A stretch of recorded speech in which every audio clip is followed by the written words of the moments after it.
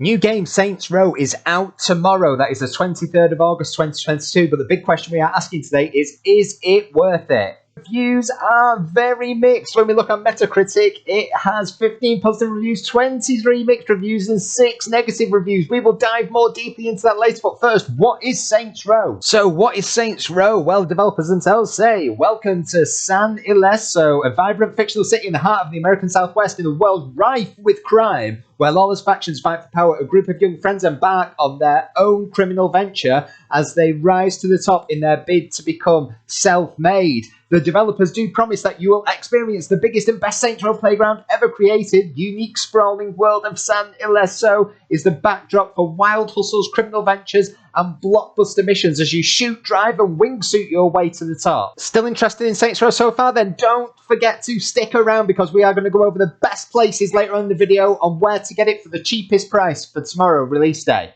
What platforms is it available on? So it is a big launch on PlayStation 5. It will also be available on PlayStation 4, PC, Stadia, Xbox One, and Xbox Series X. So first off, we're going to start off with Gaming Nexus. The opener from Eric Houter is, I'm going to come out with it, and I don't care what anyone thinks. I like Saints Row games better than Grand Theft Auto games. That is a massive claim to make. I've never beaten a GTA title, but I've beaten every Saints Row game. Only you can say whether that is a good thing. I do appreciate the frustration of trying to beat Grand Theft Auto games, but they are immensely popular, and the gameplay is so addictive, so that is a tall thing to stand up to. Far and away, Gaming Nexus is the most positive with a critic score of 95.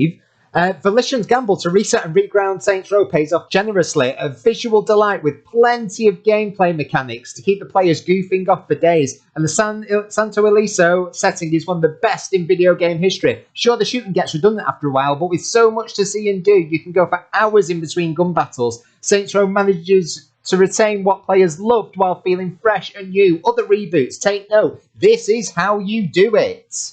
At the other end of the scale, we've got VGC, who say the Saints are back in one of the most dated and bug-ridden open-world games of the last decade. They are not hiding their thoughts on the game that they are giving 2 out of 5 stars. VGC go on to say it's a below-average open-world game that's stuffed to bursting with bugs, and the best thing we can say about it is that making our Tobias Funky-inspired character crouch over and do the gesture while he walks down the street made us laugh. Probably not quite worth the price of admission. Finally, we move on to Game Pressure, who are right in the middle of the pack, and they're giving it a 7.0, which they say is good. Saints Row is the latest franchise to get the reboot treatment, but will a tamer installment still give you the fun that you remember? They then go on to say, Saints Row left me wanting more. Even the radio stations you can listen to in the track selection felt small in comparison to how bombastic of a soundtrack its past games had.